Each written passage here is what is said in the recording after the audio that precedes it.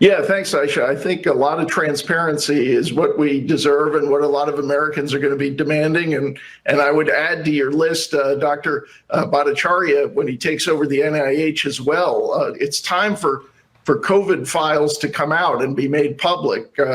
Obviously, it's been true now for years that the most plausible theory, based on the available evidence, is that this did leak from a lab. And yet, there's been this insistence among many actors in the government and certainly a lot of people in our industry to cling to this natural animal thesis, really in the absence of any evidence at all. And we understand, because they're communists, why the Chinese regime has been covering this up for years, but why our own government has not wanted to share more information and follow the trail of evidence where it leads is very bizarre. But here we are years later. This animal theory, there is still nothing behind it.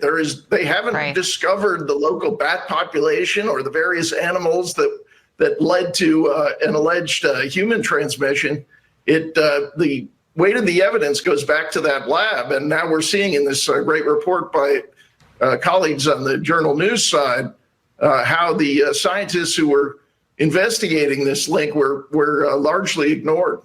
But it wasn't just hiding information from us, James. It was making people feel like they were Looney Tunes. I mean, it was in a concerted effort to make people, even journalists, people like Brett Baer on this channel, who questioned and brought up the theory that this might be a lab leak. We don't know. We're asking the questions. People were made to feel like they were crazy. Here's a flashback of what Dr. Fauci told our Bill Hemmer on this program. Did it come from a lab? Was it man-made?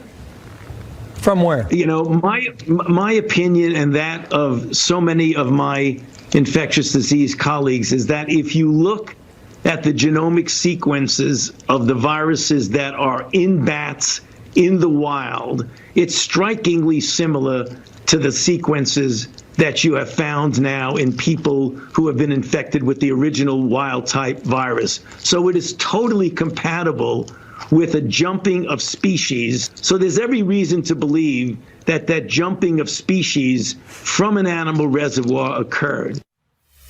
James, final word here. Where do we go from here?